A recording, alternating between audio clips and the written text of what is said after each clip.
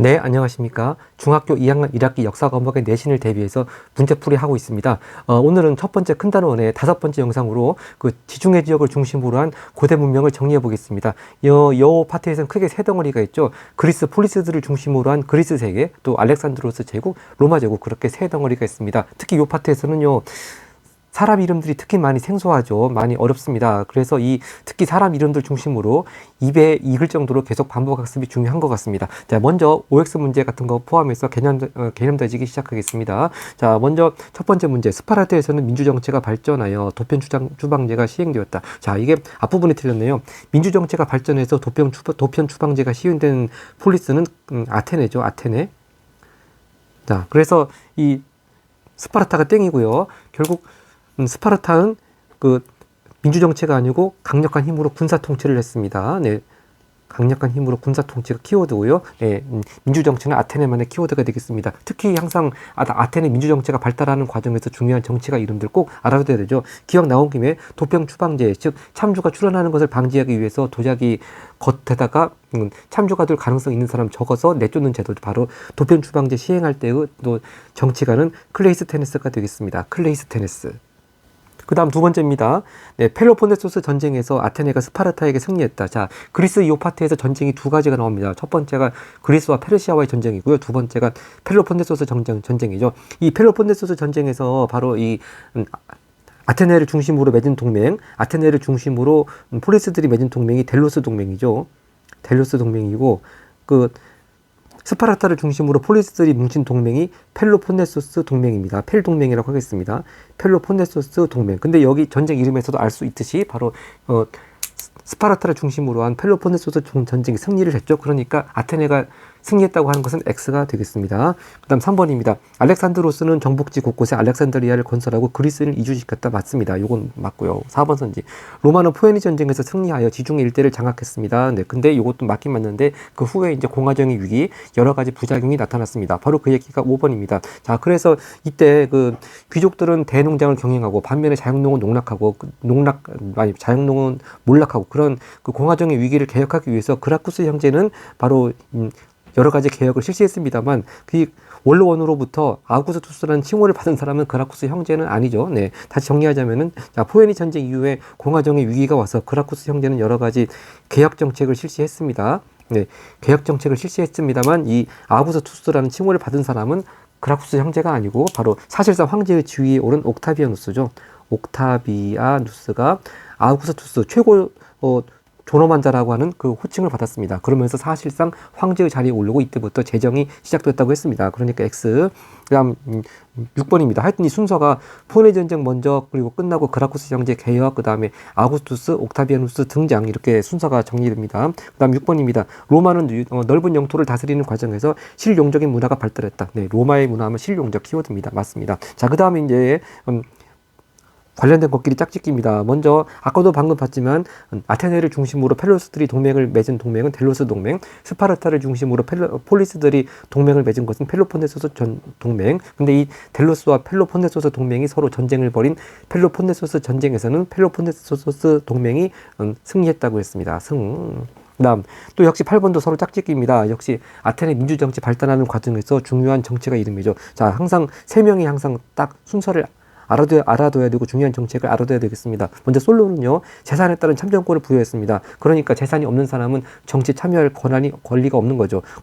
그리고 두 번째 단계에서 여기 빠져있지만 아까 전에 우리 봤던 도평 추방제 실시했던 클레이스테네스, 이 두 번째 클레이스테네스 단계에 가서 이 재산에 따른 제약이 폐지가 된 거고요. 세 번째 단계 나온 사람이 페리클레스죠. 바로 페리클레스에서는 이렇게 민회 중심의 직접 민주 정치, 즉 대표자를 뽑아가지고 지금의 국회의원들 같이 그런 대표자를 뽑아서 정치하는 것이 아니고 성인 남성은 시민은 모두 참여해서 정치하는 그런 직접 민주 정치를 정착을 시켰다고 합니다. 네. 그리고 이때는 또 관직도 재산에 따른 것이 아니고 추첨에 의해서 뽑았다고 하는 거죠. 추첨에 의해서 관직 뽑았다. 그런 것이 또 페리클레스 시대의 특징이 되겠습니다. 그다음 또 이제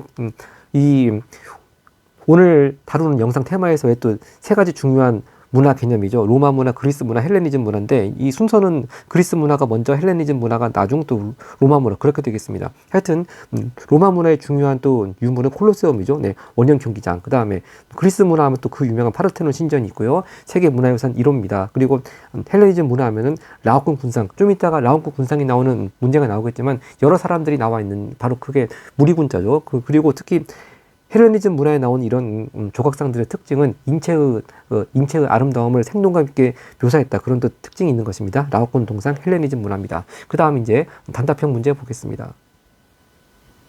네, 단답형 첫 번째입니다. 10번. 폴리스는, 자, 그리스의 도시국가들을 가리키는 명칭 폴리스는요, 가장 높은 곳에 뭐와 광장인 아고라로 구성되었다. 그럼 가장 높은 곳은 아크로폴리스죠. 네, 폴리스와 아고라로 구성됐습니다. 그 다음에 11번. 아테네의 뭐뭐는 바로 여기도 정치가 이름 들어가는 거네요. 정치 참여 자격의 재산 기준을 폐지했다. 자, 앞전에 솔로는 재산을 가지고 있는 사람만 정치 참여할 수 있다고 했는데 바로 그 다음 나오는 두 번째 정치가 바로 그 사람은 재산 기준을 폐지했고요. 특히 더 유명한 거 도편 추방제 시행했다고 그랬습니다. 바로 클레이스테네스. 네. 계속 나올 때마다 입에 익어야 되겠습니다. 클레이스테네스. 다음 12번입니다. 그리스 폴리스 중 소수의 이주민이 다수의 원주민을 지배한 바로 엄격한 군사훈련하고 키워드죠. 또 막강한 군사력으로 주변 지역을 정복하며 성장하였다. 그 유명한 스파르타가 되겠습니다. 스파르타. 그다음 13번입니다. 예. 자, 이제 그리스 세계가 분열된 뒤에 일이 나오고 있습니다. 기원전 5세기 초에 일어난 이게 아니군요. 그건 그 다음이군요. 기원전 5세기 초에 일어난 그리스 페르시아 전쟁. 아까 전에 펠로폰네소스 전쟁이 나왔습니다만 그 앞전에 나오는 전쟁이 그리스와 페르시아 전쟁입니다. 그리고 이 페르시아 전쟁에서의 여기 페르시아 왕조는 앞전에 페르시아 제국 파트에서 봤던 바로 아케메네스 왕조 페르시아죠. 아케메네스 왕조 페르시아와의 전쟁입니다. 이제 여기서는 폴리스 중에서 어디를 중심으로 한 그리스 동맹군이 페르시아를 격퇴했다? 바로 아테네를 중심으로 한 그리스 동맹군이 페르시아 격퇴했습니다. 그래서 이 전쟁에서 아케메네스 왕조 페르시아는 이 전쟁 이후 쇠퇴를 거듭하다가 결국 바빌로니아에게 멸망했다고 했습니다. 바빌로니아가 아니고 알렉산드로스에게 멸망했다고 그랬죠. 자, 그리고 이제 이 그리스 페르시아 전쟁 이후에는 또 아테네가 번성을 했다고 했습니다. 14번입니다. 바로 그 알렉산드로스 얘기가 나오네요. 마케도니아의 왕 알렉산드로스죠. 산드로스, 우리가 흔히 알렉산더 대왕이라고 하는 알렉산드로스, 동방 원정에 나서서 진짜 이집트와 페르시아 정복하고 또 인더스강까지 진격해서 대제국을 건설했죠. 그 다음 15번입니다. 그렇게 대제국을 건설하니까 당연히 도시국가의 한계를 탈피하고 세계 시민주의 성격을 가진 문화가 발달하게 됩니다. 그 문화 이름은 헬레니즘 문화죠. 헬레니즘 문화. 그 다음 16번입니다. 이제 로마로 갑니다. 로마에서는 또 이게 공화정에서 제정으로 옮겨가는 과정, 또 공화정의 특징, 공화정의 발전 과정, 또 제정 이후의 상황, 또 그런 것들 항상 구분해서 잘 시대 구분도 알아야 되고 또 중요한 인물들 알아야 되겠습니다. 자, 일단 로마에서 공화정이 수립된 초기에는 소수의 귀족으로 이루어진 무엇이 강력한 권한을 행사하였다. 바로 답은 원로원이 되겠습니다. 원로원. 소수의 귀족으로 이루어진 원로원. 네. 그 다음에 또 17번입니다. 로마는 세 차례에 걸쳐서 누구와 싸운 포에니 전쟁. 자, 포에니 전쟁에서의 로마의 상대방은 카르타고죠. 네. 지중해 무역을 장악하고 있던 카르타고. 그리고 이때 전쟁에서 유명한 장군 이름이 한니발 장군이라고 나왔었죠. 그 다음 18번입니다. 로마 원로원으로부터 아우구스투스, 아까 전에 봤습니다. 존엄한 자라는 칭호를 받아서 실질적인 제정을 시작한 인물은 옥타비아누스죠. 옥타비아누스. 자, 그리고 19번입니다. 로마 제국의 콘스탄티누스 대제, 벌써 이제 세월은 서기 후 313년으로 왔습니다. 콘스탄티누스 대제는 밀라노 칙령을 통해서 무엇을 공인했다? 어떤 종교? 바로 그리스도교가 되겠습니다. 자, 그래서 이게 그리스도교 초기에는요, 로마 시대 초기에는 그 로마의 고유의 신과하고 또 황제를 숭배하는 것을 그리스도교는 거부했기 때문에 일단 처음은 탄압을 받았죠. 그러다가 이렇게 313년에 콘스탄티누스 대제 때 들어와서 공인이 됐고요. 더 나아가서 테오도시우스 황제 때에는 정식으로 국교가 되었습니다. 네, 그러니까 콘스탄티누스 대제 때는 그리스도교 공인, 테오도시우스 황제 때 국교화, 이렇게 또 구별해야 되겠습니다. 이제 객관식 문제로 갑니다. 네, 먼저 실력 키우기 객관식 문제입니다. 다음 가에 대한 설명으로 옳지 않은 것입니다. 옳지 않은 것은 자, 기원전 8세기 무렵 그리스 지역 곳곳에서 수백 개, 자, 그리스 지역 곳곳 수백 개 도시국가 같은 거 바로 폴리스를 말하는 거죠. 네, 폴리스에 관해서 옳지 않은 거 찾고 있는 문제입니다. 자, 이 폴리스는 아크로폴리스와 아고라를 중심으로 한 중심 도시와 주변 농촌으로 구성되었다. 자, 일단 옳지 않은 거 찾아보겠습니다. 1번 폴리스의 개수는 많았지만 일단 동족의식이 강했죠. 그러니까 같은 언어 사용했고 또 사람마다 올림피아 제전을 열어서 지금의 올림픽의 기원이 됐다고 했고요. 그래서 이 동족의식이 강하기 때문에 자기들 사람들을 헬레네스라고 불렀습니다. 이 여기서 구별해야 될 거요. 이 헬레네스라고 하니까 헬레자가 들어가니까 마치 그리스 여러 폴리스들이 알렉산드로스에 의해서 멸망한 이후에 바로 헬레니즘 때의 나오는 용어가 아닌가 그렇게 착각할 수가 있는데요. 여기서 헬레니스하고 헬레니즘 문화하고는 다릅니다. 이 폴리스 사람들이 자기 자신들을 헬레니스라고 불렀습니다. 그러니까 이걸 헬레니즘 문화 때 그런 용어들하고 구별을 해야 되겠습니다. 결국 답은 5번이네요. 서로 먼 지역에 있어도 똑같은 정치 체제로 운영되었다. 당장 아테네하고 스파르타를 비교해 보더라도 아테네는 민주정치, 스파르타는 혹독한 군사 통치 완전히 다르지 않습니까? 정치 체제가 똑같을 리가 없죠. 답은 5번이 되겠습니다. 그 다음 2번 갑니다. 네, 2번입니다. 역시 아테네 민주정치 발전 과정에서 중요한 정치가들 꼭 알아둬야 되는 문제입니다. 결국 도자기 파편의 독재자가 될 가능성 있는 사람을 적어서 투표하도록 하겠습니다. 바로 도편 추방제. 그 도편 추방제를 도입한 인물은 클레이스 테네스죠. 클레이스 테네스. 자, 한번 설명을 찾아보겠습니다. 네, 클레이스 테네스의 주요 업적이 도편 추방제만 있는 것이 아니죠. 네, 바로 답은 4번이네요. 네, 앞전에 정치 참여 자격에서 재산 기준으로 정치 참여 자격을 둔 사람 바로 솔론이지 않습니까? 근데 솔론 다음 단계에서 바로 재산 기준을 폐지했습니다. 그것이 클리스테네스의 업적, 도편 추방제와 같이 업적이 되겠습니다. 자, 1번 밀라노 칙령을 발표한 사람은요. 아까 전에 우리 단답형 문제에서 봤던 313년에 로마의 콘스탄티누스 대제가 밀라노 칙령을 발표해서 그리스도교를 공인했습니다. 네. 그 다음 2번 민회 중심의 직접 민주정치를 정착시켰다. 바로 요건 아테네 민주정치 발전 과정 3명 중에서 제일 마지막 단계죠. 페리클레스. 네. 페리클레스가 민회 중심의 직접 민주정치 정착시키고 또 추첨에 의해서 관직을 선발했습니다. 그리고 5번입니다. 3번 공화정을 지지하는 세력에게 암살당했다. 그 유명한 케사르죠. 카이사르라고 불리는 사람. 카이사르고 그 다음에 그렇지만 결국 제정으로 가는 걸 막지 못했죠. 그게 5번 선지입니다. 로마에서 원로원으로부터 아우구스투스 즉 존엄한 자라는 칭호를 받은 사람 계속 나옵니다. 옥타비아누스. 그래서 이때부터 실질적인 황제가 되어서 제정이 시작됐다고 했습니다. 그 다음 3번 가겠습니다. 네, 3번도 역시요, 아테네 민주정치 발전 과정에 또 중요한 정치가 이름에 대한 문제입니다. 자, 여기 잘 보면요. 우리 정치 체제는 권력이 소수가 아닌 다수로부터 나오기 때문에 민주정치라고 불립니다. 그럼 역시 민주정치를 정착시킨 사람 페리클레스가 아닌가 그런 생각이 먼저 딱 들어야 됩니다. 그런데 혹시나 이 자료를 통해서 헷갈리지 말아야 될 게 그 다음 부분 국가에 봉사할 능력만 있다면 가난하다는 이유로 정치적으로 배제되지 않습니다. 그럼 요 파트를 가지고 마치 재산 소유 정도에 따라 참정권을 부여했던 앞전에 솔론 단계의 참정권 제한을 폐지한 바로 클레이스테네스가 아닌가 그렇게 착각할 수가 있는데 절대 그 함정에 빠지면 안 되겠고요. 이 가난하다는 이유로 배제되지 않는다. 여기서 함정 빠지면 안 되고 이 민주정치라고 하는 여기에 딱 키워드를 꽂아가지고 이 사람은 바로 세 번째 단계 바로 페리클레스라고 확신을 하고 답을 찾아야 되겠습니다. 그러면 결국 페리클레스가 또 직접 민주정치 하는데 또 중요한 정책이 있었죠. 바로 관리 선발할 때 추첨으로 선발하는 거고 또 민회를 운영한 거. 답은 5번이 되겠습니다. 그러니까 이것도 자료를 다른 쪽으로 한번 해석해 본다면은 가난하다는 이유로 정치적으로 배제되지 않고 추첨해서 잘 뽑히면 역시 관리가 될 수 있다. 그렇게 충분히 해석이 될 수 있겠습니다. 자, 나머지 선지 같이 보겠습니다. 엄격한 군사훈련 시행한 나라는 바로 스파르타죠. 그 다음 2번 이집트와 페르시아까지 정복하여서 대제국을 만든 사람은 바로 알렉산드로스고요. 알렉스까지만 쓰겠습니다. 알렉산드로스. 그 다음에 3번 선지 정복지 곳곳에 알렉산드리아 건설한 것도 이것도 역시 알렉산드로스가 맞네요. 그리고 4번 선지 재산 소유 정도에 따라 참정권 부여했다. 이거는 설사 인물이 누군지 모르다 하더라도 이 자료하고 모순되기 때문에 절대 답이 될 수 없습니다. 분명히 자료에는 가난하다는 이유로 정치적으로 배제되지 않는다고 해놨는데 4번 선지는 재산 소유에 따라 참정권 부여했다. 즉 다른 말로 하면 가난하면 참정권 없다. 그러니까 당연히 자료가 모순되겠죠. 다시 정리하지만 아테네 민주정치 발전 과정 바로 첫 번째 단계에 나오는 사람 재산 소유 정도에 따라 참정권 부여한 사람, 이건 솔론에 해당되는 얘기가 되겠습니다. 네, 그래서 항상 솔론, 클레이스테네스, 페리클레스 이 3단계에 걸친 민주정치 발전 과정 꼭 다시 한번 숙지를 해야 되겠습니다. 그 다음 4번 가겠습니다.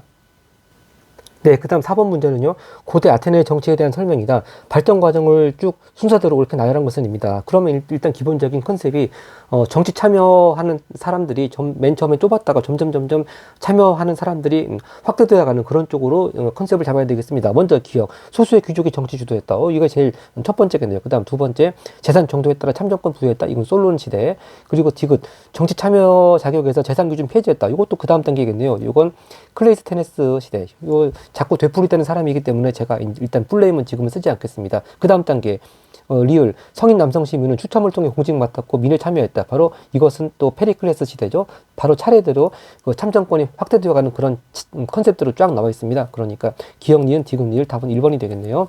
그 다음에 8번으로 갑니다. 계속 아테네 얘기 나옵니다.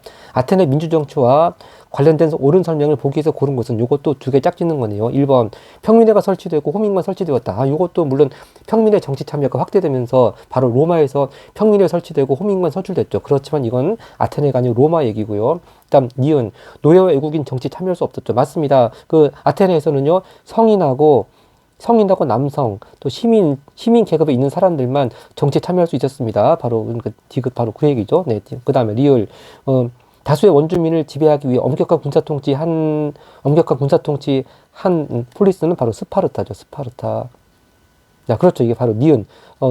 결국, 니은하고 디귿은 서로 동전의 앞뒷면 같이 뒤집는 얘기가 되겠습니다. 성인, 남성, 시민. 그러니까 성인이 아닌, 물론 미성년자는 빠져 있지만요. 남성이 아닌 여성, 그리고 또, 시민이 아닌 노예, 그 다음에 또 폴리스 사람이 아닌 외국인, 그런 사람들은 정치에 참여할 수 없었습니다. 니은, 디귿 서로 동전의 앞뒷면 같은 내용, 답은 3번이 되겠습니다. 그 다음 6번 갑니다.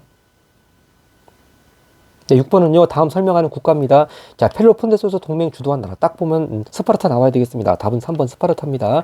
특히 역시 이 스파르타의 특징은 엄격한 군사 통치 시행했다고 그랬습니다. 여기 동맹 얘기가 나왔으니까, 스파르타가 이끈 동맹이 펠로폰네소스 동맹이고, 아테네가 중심이 된 동맹은, 자, 델로스 동맹이라고 했습니다. 그래서 이 델로스 동맹 폴리스들과 펠로폰네소스 동맹 폴리스들이 전쟁한 바로 그 펠로폰네소스 전쟁에서 펠로폰네소스 동맹이 승리했다고 그랬죠. 그 다음 7번 가겠습니다. 네, 7번은요, 중요하다는 표시가 붙어 있네요. 네, 항상 시각자료, 늘 시험에 나오니까 확실히 알아둬야 되겠죠. 그리스 아테네 문화에 해당되는 문화유산 찾는 겁니다. 그럼 역시 대표적인 것, 딱 그 사진만 나와 있고 이름이 나와 있지 않으면 진짜 더 어려울 수가 있는데 이미 친절하게 이름까지 나와 있습니다. 바로 대표적인 문화유산 파르테논 신전이 되겠습니다. 2번 피라미드와 스핑크스는 말하지 않아도 이건 이집트 쪽이죠. 이집트의 문화유산이고요. 그리고 3번 이 시모트라케는 니케상하고 라오콘 군상, 아까 전에 라오콘 군상 나온 적이 있었습니다만 3번, 4번은 다 헬레니즘 시대의 문화유산이 되겠습니다. 이렇게 인체의 아름다움을 사실적이고 생동감 있게 표현을 했습니다. 그리고 5번, 이거 참 오래간만에 보네요. 왠지 상당히 원시적으로 보이는 그런 작품이죠. 빌렌도르프의 비네스 조각, 바로 이것은 구석기 시대의 예술 조각상이죠. 구석기 시대 겁니다. 네, 모처럼 나왔네요. 그 다음 8번 보겠습니다. 8번은요, 어떤 인물이 추진한 정책을 묻는 겁니다. 그 그리스 북쪽에서 일어난 마케도니아는 거듭된 전쟁으로 분열된 그리스 세계를 정복했다. 바로 알렉산드로스 얘기하는 거네요. 이후 마케도니아의 왕이 된 알렉산드로스, 그냥 약칭으로 알렉이라고 쓰겠습니다. 네, 워낙 유명한 사람이니까. 네. 알렉산드로스는 동방원정에 나서서 유럽, 서아시아, 아프리카, 즉 이집트 지역이죠. 이렇게 걸친 거대한 제국을 건설했다. 여기 서아시아라고 하는 게 메소포타미아 문명 지역은 물론이고 인도 쪽에 인더스 문명 지역까지 갔다고 했죠. 인더스강 위역까지 갔다고 했습니다. 바로 그런 대제국을 건설한 알렉산드로스 대왕. 바로 답을 찾아보면은 답은 5번이네요. 이 알렉산드로스 대왕의 중요한 정책이 그리스 문화하고 동방 문화를 융합을 시킨 거죠. 융합 정책. 그래서 이 융합 정책의 결과 헬레니즘 문화가 나왔다고 하는 것이고, 하여튼 이 알렉산드로스 대왕이 상당히 그리스 문화를 좋아했다고 하죠. 그래서 그리스인도 많이 이주를 시켰고, 또 페르시아인과의 또 결혼을 장려했다고 했습니다. 답은 5번이고, 근데 다시 한번 또 다른 선지들 정리해 보면요, 이 12표법이라고 하는 거 로마의 공화정 초기죠. 로마의 공화정 초기에 최초의 성문법이라고 했습니다. 평민들의 권리를 보호해주기 위한 최초의 성문법이 12표법, 그렇게 순서가 처음 나오는 법 이름이 되겠습니다. 하여튼 이 고대 세계 부분에서요, 일단 법자가 들어가는 건 다 로마라고 보면 될 것 같습니다. 그 다음 2번. 그리스도교를 공인한 사람은 아까 봤지만 로마의 콘스탄티누스 대제죠. 콘스탄티누스 대제. 자, 그리고 3번. 도편 추방제 시행한 사람, 아까 전에 봤던 그리스 아테네, 바로 클레이스테네스. 자, 그리고 4번. 파르테논 신전 건설한 사람. 이건 파르테논 신전이 물론 그리스 아테네에 있다는 건 알겠습니다만 어떤 인물이 건설했는지는 뭐 교재에 나와 있지 않습니다. 그 다음 9번 가겠습니다. 자, 이제 9번입니다. 바로 그 헬레니즘 문화에 대한 설명을 옳지 않은 것입니다. 자, 그런데 결국 이 옳지 않은 것 하나 빼고 나머지 4개 선지는 다 헬레니즘 문화를 설명하고 있는 거니까 뭐 공부 삼아서 같이 보겠습니다. 첫 번째, 세계 식민주의 성격 맞죠? 이제 다 더 이상 도시국가의 한계를 탈피해서 자기가 속한 도시국가에만 충성할 필요가 없으니까 세계 시민주의 성격을 가졌고요. 그리고 두 번째, 역시 그리스 문화, 동방 문화 융합되었습니다. 또 융합이 키워드고요. 3번, 그 원인은 이렇게 3번처럼 알렉산드로스의 동방 원정으로 이렇게 형성이 된 것이고, 4번, 개인의 행복을 추구하는 개인주의, 이것도 맞겠습니다. 그러니까 세계 시민주의, 뭐 융합, 개인주의 다 헬레니즘 문화를 상징하는 키워드죠. 그럼 답은 5번이겠네요. 넓은 영토, 물론 알렉산드로스 대제국이 진짜 이집트에서부터 인더스강 유역까지 넓은 영토이긴 맞긴 합니다만, 그 키워드는 이 실용적인 문화가 나오는 요 키워드는 바로 로마 문화에 대한 거죠. 네, 로마 문화가 바로 실용적 문화가 키워드가 되겠습니다. 네, 10번 갑니다. 네, 10번입니다. 자, 이 지도 잘 익힐 필요가 있는데요. 일단 기원전 얘기가 나옵니다. 기원후가 아니고 기원전 333년이고 아주 거대한 제국을 건설했죠. 네, 이집트에서부터 뭐 메소포타미아 지역, 옛날 페르시아의 수도였던 페르세폴리스도 여기 나오고요. 그 다음에 인도 쪽에 인도성 유역까지 이렇게 진출하는 대제국입니다. 바로 여기 법례에도 있듯이 최대 영역, 이 처음 초기 영역은 이 오렌지색, 바로 그리스 북쪽 마케도니아에서부터 출발했는데 이렇게 대제국 건설한 거 바로 알렉산드로스 원정을 가리키는 그런 지도가 되겠습니다. 이렇게 기원전 나오고 특히 원정도 써있지 않습니까? 원정도 바로 알렉산드로스 의 원정이 되겠습니다. 그럼 역시 이것도 답을 찾아볼까요? 계속 지금 되풀이되고 있습니다. 이 알렉산드로스 대왕이 정복지 곳곳에 바로 도시 알렉산드리아 건설했다. 답은 5번이고요. 예, 1번 선지 바로 직접 민주주의 정착, 이것도 아테네인데 그 정치가는 페리클레스, 이제 한 글자만 쓰겠습니다. 두 번째, 독재자가 될 인물 추방했다. 바로 도편 추방제인데 역시 그리스 아테네 페리클레스가 앞단계 클레이스테네스고요. 그 다음에 3번 펠로폰네소스 전쟁에서 승리했다. 자, 아까 스파르타를 중심으로 한 펠로폰네소스 동맹이죠. 펠동맹이라고 쓰겠습니다. 자, 그리고요, 이건 지도하고도 맞지가 않는 게, 이 펠로폰네소스 전쟁이라고 하는 게 그 델로스 동맹과 펠로폰네소스 동맹 간의 전쟁인데요. 그러면 그리스 중심으로만 전쟁이 벌어져야 되는데 이렇게 이집트나 뭐 멀리 인도 쪽까지 이렇게 뭐 그 최대 영역이라고 할 수가 없는 거겠죠. 네, 그 점에서도 3번은 답이 될 수 없고요. 4번도 마찬가지입니다. 그리스하고 페르시아 전쟁인데 멀리 뭐 이집트라든지 아니면 뭐 인도 쪽에 인더스까지 그렇게 갈 필요가 없겠습니다. 이 그리스 페르시아 전쟁에서는 그리스의 폴리스들이 연합을 해서 페르시아의 승리를 거뒀다고 했죠. 네, 그다음 11번 보겠습니다. 네, 11번입니다. 가에 들어갈 내용인데요. 계속 헬레니즘 시대 문화가 나오고 있습니다.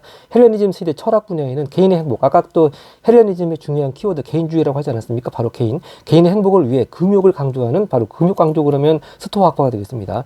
나머지 선지들도 전부 다 헬레니즘 시대 문화에 대한 인물들이나 학파가 나왔네요. 먼저 유클리드 하면 기하학이죠. 네, 기하학으로 유명한 유클리드. 3번 아르키메데스, 그러면 불역의 원리를 발견한 과학자죠. 네, 목욕탕 안에 앉아 있다가 이렇게 물체가 뜨는 불역의 원리를 발견한 사람이고요. 에라토스테네스라고 하는 사람은 또 헬레니즘 시대의 천문학자고요. 에라토스테네스는 천문학자. 그리고 5번 에피쿠로스 학파는 또 헬레니즘 시대의 철학 분야이긴 맞는데 이 학파는 뭐 금욕을 강조하는 것이 아니고 정신적인 즐거움을 강조했습니다. 정신적인 즐거움. 에피쿠로스 학파. 네, 다음 12번 가겠습니다. 네, 12번 드디어 로마 시도로 들어왔습니다. 직책입니다, 직책. 로마에서 평민의 참정권 요구. 자, 그러니까 공화정의 발전 과정에 대한 문제네요. 평민의 참정권 요구에 따라 일단 평민의 설치하는 등장했다. 항상 평민의 설치하고 항상 따라 나와야 됩니다. 호민관 선출했답니다. 바로 그 얘기입니다. 평민회에서 평민 대표로서 선출되었다. 바로 이 호민관 뜻도 백성을 보호한다. 그런 뜻으로 해석이 됩니다. 네. 그래서 평민들의 권익을 보호하기 위한 활동, 바로 호민관이죠. 호민관. 답은 3번 되겠습니다. 이 집정관은요, 여기 1번 집정관 원로원 마찬가지로 로마의 공화정 시대에 있던 직책이긴 합니다만, 그 평민회가 설치되기 전부터 있었죠. 귀족들이 정치를 독점하던 때, 그때부터 집정관 원로원이 있었고요. 파라오는요, 이집트 왕이죠. 태양신의 아들이라고 하면서 이렇게 이집트의 왕을 파라오라고 불렀습니다. 그리고 5번은요, 아우구스투스. 이거 계속 나옵니다만 이건 어떤 직책이라기보다는 이런 명칭이 처음 등장하는 게 옥타비아누스한테 존엄한 자라고 하는 호칭을 옥타비아누스한테 옥타로만 쓰겠습니다. 옥타비아누스한테 부여할 때 그때 나오는 아우구스투스지, 이 뭐 아우구스투스 자체가 직책이라고 할 수가 없겠습니다. 다음 페이지 가겠습니다. 다음 13번 문제는요, 로마의 정치 변화 순서입니다. 정치 변화 과정 순서인데 아주 공부도 될 수 있는 좋은 문제인 것 같습니다. 첫 번째가 왕정입니다. 우리 로마 시대 하면은 뭐 공화정, 제정 그런 얘기만 나오니까 왕정이 처음에 있었다고 하는 것은 깜빡하기 쉬운데요. 처음 출발은 왕이 있었던 왕정에서부터 출발합니다. 그리고요, 이 로마 시대에만이 그리스하고 달리 공화정이라는 명칭이 나오는 것도요, 이미 우리가 이제 얼핏 생각하기에는 그리스 시대의 민주정이나 뭐 로마의 공화정이나 별 차이 없는 거 아니냐 하는데, 결국 이 공화정이라는 용어가 나오는 게 왕정이나 또는 황제가 다스리는 제정, 그런 거와 대비되는 개념이 나올 때 공화정이라는 표현이 나옵니다. 그래서 앞전에 봤지만 그리스는요, 왕정이 없었기 때문에 공화정이라는 용어 안 나오고 그냥 막바로 민주정 그런 얘기 나옵니다만, 이렇게 로마 같은 경우에는 왕정이나 제정이 있기 때문에 그거와 대비되는 의미에서, 즉 왕이나 황제가 없다, 그런 체제를 가리키는 의미에서 공화정이라는 표현이 나옵니다. 이거는 이제 앞으로 유럽 국가들 얘기 나올 때 계속 그런 차원에서 공화정이라는 명칭이 나오게 되겠습니다. 그러니까 왕정 있었다가 또 귀족 중심의 공화정이 됐다가 또 점점 평민도 정치 참여 확대가 되어죠. 그러니까 이제 왕정, 귀족 중심 공화정, 평민의 정치 참여하는 공화정, 그 다음에 이제 아까 옥타비아누스 때부터 제정, 이렇게 하니까 결국 기역, 리을, 디귿, 니은이 되겠습니다. 기역, 리을, 디귿, 니은, 답은 2번이 되겠습니다. 14번입니다. 미줄진 정복전쟁의 영향입니다. 즉 결과를 묻는 거죠.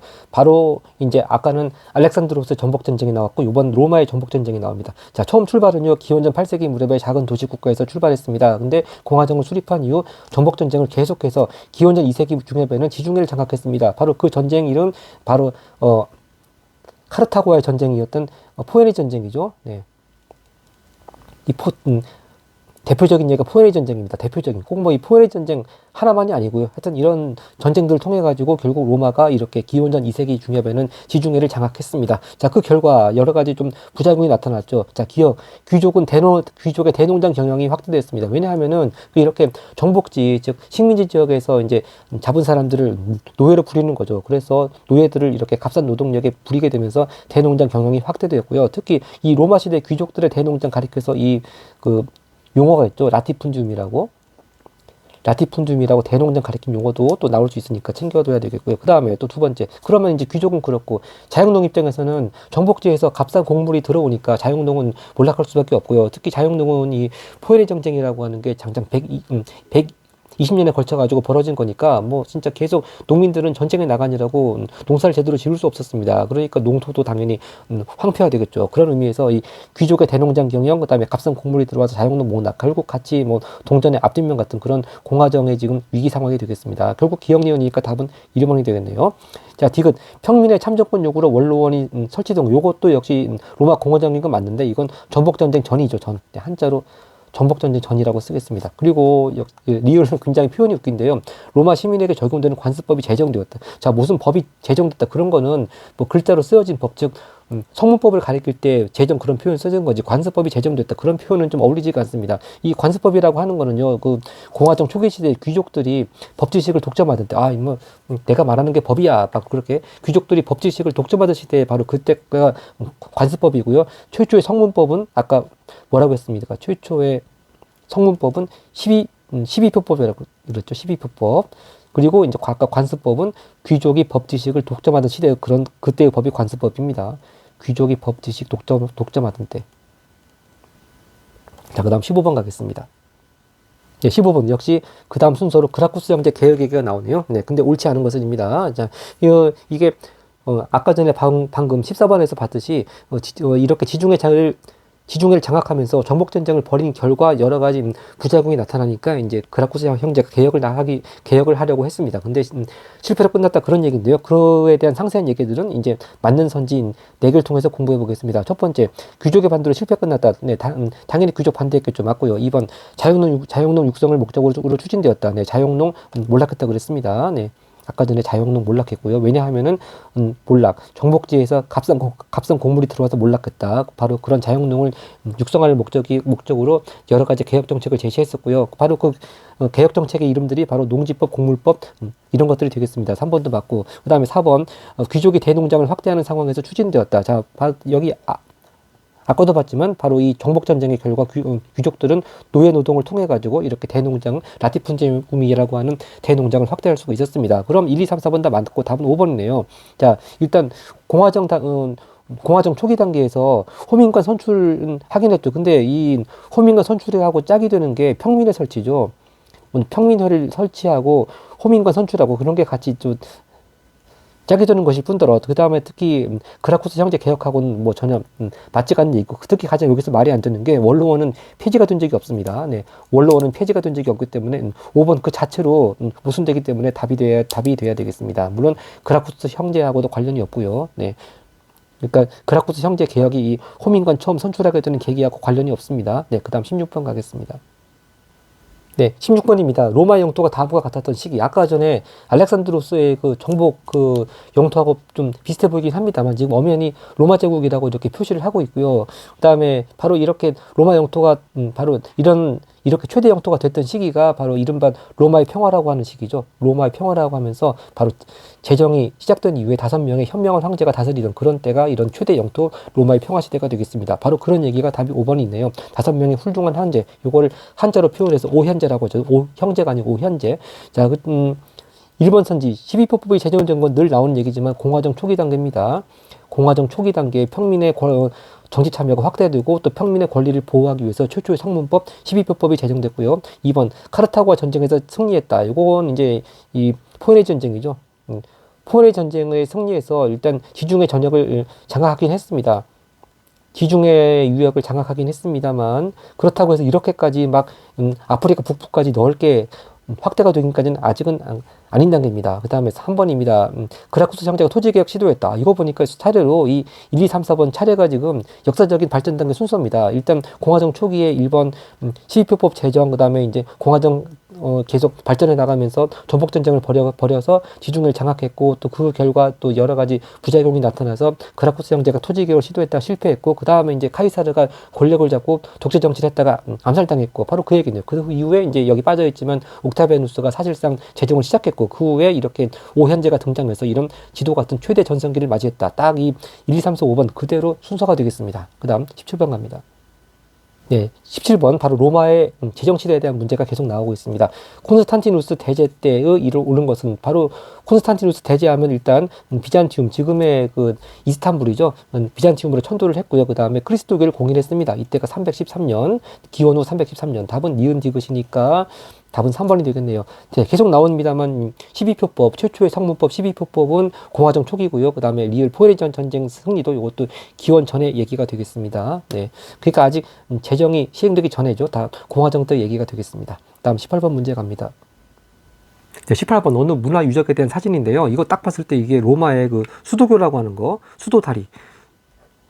수도교라고 하는 걸 일단 딱 감을 잡아야 되는데, 하여튼 그 설명을 보겠습니다. 인구가 늘어나면서 물이 많이 필요해지자 멀리서 물을 끌어와 사용하기 위해 수로를 만들었어요. 맨 위층이 수로이고 아래층에는 사람이나 마차가 지나갔어요. 이러한 문화유산을 통해 알 수 있는 이 문화의 특징, 결국 로마 문화의 특징을 묻는 거죠. 네. 로마 문화의 특징. 그러면 로마 하면은 아까 전에 봤듯이 실용적인 문화, 바로 그의 키워드가 나와야 되겠습니다. 답은 1번이 딱 나왔네요. 실용적인 성격이 강했습니다. 2번 선지, 인간 중심적인 모습을 보인다. 인간 중심적이다. 그러면 이건 그리스 문화죠. 그 다음에 3번, 인체를 생동감 있게 표현했고 또 개인주의적 경향이 두드러진 거는 바로 헬레니즘 문화고요. 역시 5번, 알렉산드로스 원정 배경 형성되고, 이것도 마찬가지로 결국 3, 4, 5번은 다 헬레니즘 문화에 대한 설명이 되겠습니다. 네. 그 다음 이제 고난도 객관식 문제 19번으로 가겠습니다. 네, 19번. 자, 이런 고난도 객관식 문제에서는 두 개의 국가를 서로 짝을 지어주고 이제 올바르게 짝을 짓는 그런 문제가 나오죠.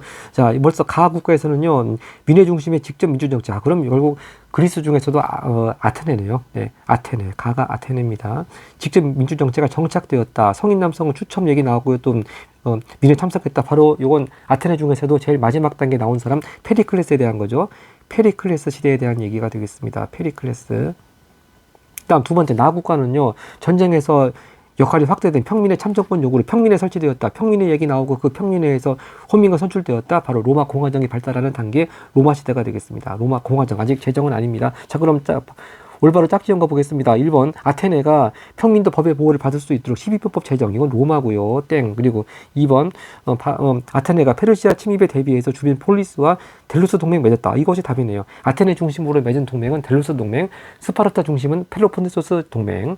답은 2번. 그 다음에 3번 올림피아 제전을 개최한 거는 뭐 아테네 포함해서 그리스 폴리스들이죠. 네. 로마하고는 관계가 없겠습니다. 폴리스들. 땡. 그 다음 4번 정복제 알렉산드리아 도시 건설한 사람 바로 그 국가 알렉산드로스 제국. 뭐 말 그대로 다 뭐 답이 될 수 없다는 거 금방 알 수가 있고요. 4번 가나 두 국가가 지중해 무역의 주도권을 두고 전쟁을 벌였다. 자, 일단 로마 나 국가가 지중해 무역의 주도권 두고 전쟁 벌인 건 맞는데 그 상대방은 가가 아니죠. 가가 아니고 상대방은 카르타고라는 나라였습니다. 카르타고. 네, 바로 포에니 전쟁이죠. 전쟁 이름은 포에니 전쟁. 그다음 20번 가겠습니다. 네, 20번 다음 대화에 나타난 사상이 등장한 국가에서 볼 수 있던 모습입니다. 자, 맨 왼쪽에서 말하는 분 동방원정 이후 사람들의 생각. 동방원정 하면 역시 알렉산드로스 딱 그게 나와야 되겠습니다. 알렉산드로스. 그다음에 오른쪽 역시 마찬가지네요. 이제 세계는 하나, 즉 세계 시민주의죠. 모든 사람이 동등한 동료라고 생각해. 네, 더 이상 도시국가에만 충성할 필요가 없고 도시국가의 한계를 탈피해서 세계 시민주의 바로 역시 알렉산드리아로스 또 헬레니즘 문화가 되겠습니다. 세계 시민주의. 자, 그러면 알렉산드로스 제국이나 헬레니즘 문화에 해당되는 거 바로 일본에 있네요. 알렉산드리아 바로 이렇게 정복지에다가 곳곳에 건설한 도시 이름 알렉산드리아라고 했고요. 그리고 그리스 사람들 많이 이주를 시켰고 또 페르시아 사람하고도 결혼은 장려했다고 했습니다. 답은 1번. 2번 황제 탄압을 피해 숨어 생활하는 그리스도교. 역시 로마 초기에는 그리스도교가 박해받았다고 그랬죠. 그 다음에 두 번째 카라갈라 목욕장에서 대화를 하며 여가보는 일단 이런 대규모의 목욕탕 얘기 나오면 바로 로마 얘기고요. 그 다음에 또 콜로세움에서 격투기 얘기, 이것도 당연히 다 로마 얘기가 되겠습니다. 2, 3, 4번은 다 로마. 그 다음에 5번 선지, 아크로폴리스에 있는 신전, 야, 이런 아크로폴리스, 아크로가 아니고, 아크로폴리스, 아고라, 그런 얘기 나오면 역시 그리스의 폴리스들에 해당된 얘기가 되겠습니다. 폴리스들. 네. 자, 이렇게 해서, 객관식 문제 모두 마치고 서술형 문제로 갑니다. 네, 먼저 서술형 첫 번째 문제입니다. 다음 자료를 보고 물음에 답하시오. 역시 도자기 조각이 있네요. 투표에서 도자기 조각에 이름을 써서 일정 기준 이상 표를 받은 사람은 10년 동안 아테네에서 추방되었다. 그 제도 이름은 바로 도편 추방제죠. 네. 도편 추방제. 그리고 도편 추방제를 실시한 바로 아테네의 정치가는 역시 계속 나옵니다. 클레이스테네스. 이제 한 글자만 쓰겠습니다. 자, 그리고 이제 두 번째, 그 도편 추방제를 시행한 목적 간단히 쓸 수 있습니다. 바로 독재자 또는 참주의 출현을 막기 위해서입니다. 네, 이렇게 독재자 또는 참주의 출현을 막기 위해. 그 다음에 두 번째 서술형입니다. 22번. 다음 자료를 읽고 물음에 답하시오. 기원전 3세기경 이탈리아 반도를 통일한 로마는 지중해 패권을 두고 세 차례 전쟁을 벌였다. 바로 카르타고가 전쟁을 벌였습니다. 그게 포에니 전쟁이죠. 그 전쟁 이름을 쓰는 게 첫 번째 문제니까 이건 단답형으로 포에니 전쟁이고요. 포에니 전쟁. 이 전쟁에서 로마가 승리하면서 지중해 세계를 지배하게 되었다. 근데 혹시 이렇게 그 포에니 전쟁의 결과를 쓰라고 하는 거에도 여긴 비록 설명 속에 나와 있지만 지중해 세계를 지배하게 되었다. 또는 뭐 지중해 지역을 장악하였다. 그것도 답으로 쓸 수 있어야 되겠습니다. 근데 여기서 이제 진짜 서술형 써야 되는 건 이거죠. 그 포에니 전쟁 이후, 즉 지중해 세계를 지배하게 된 이후 로마의 귀족, 평민과 자영농에게 나타난 변화, 즉 세 분야에 걸쳐 가지고 답을 잘 써야 됩니다. 제가 한번 답을 써보겠습니다.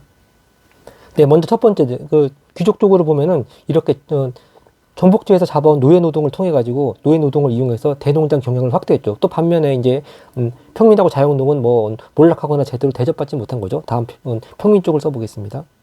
네, 이렇게 두 번째로 평민의 경우에는 전쟁은 참 열심히 참여했는데 적절한 보상을 받지 못했습니다. 그리고 마지막 자영농 몰락했다는 얘기가 들어가야 되겠죠. 네, 이렇게 세 번째 파트 자영농의 경우에는 몰락했다. 뭐 좀 더 살을 붙이자면은 아까 전에 우리 다른 문제에서 봤듯이 값싼 곡물이 들어와서 자영농이 몰락했다. 그렇게 쓰면 되겠습니다. 서술형 마지막 문제입니다. 다음 가나 문화유산을 남긴 문화의 특징. 자, 가는 딱 보더라도 이거 파르시아가 아니고 파르테논 신전이죠. 파르테논 신전이니까 이건 그리스 문화고요. 그 다음에 나는 바로 콜로세움 바로 로마 문화입니다. 그러면 이제 가 부분에 그리스 문화 특징을 쓰고 나 부분에 또 로마 문화의 특징을 쓰면 되겠죠. 제가 써보겠습니다. 자, 이렇게 제가 키워드만 적었는데요. 그리스 문화는 인간 중심적이고 합리적인 성향을 갖는다. 뭐, 그 다음에 로마 문화는 실용적인 성격이 강하다. 이런 식으로 해서 이 키워드 중심으로 잘 말을 만들면 되겠습니다. 자, 이렇게 해서 좀 상당히 생소한 사람 이름이 많이 나왔던 바로 그리스 세계 알렉산드로스 제국 또 로마 제국 같이 봤고, 이제 이렇게 해서 큰 1단원 바로 소제목씩 보는 건 다 끝났고요. 다음 영상에서는 대단원 정리를 하겠습니다. 네, 감사합니다.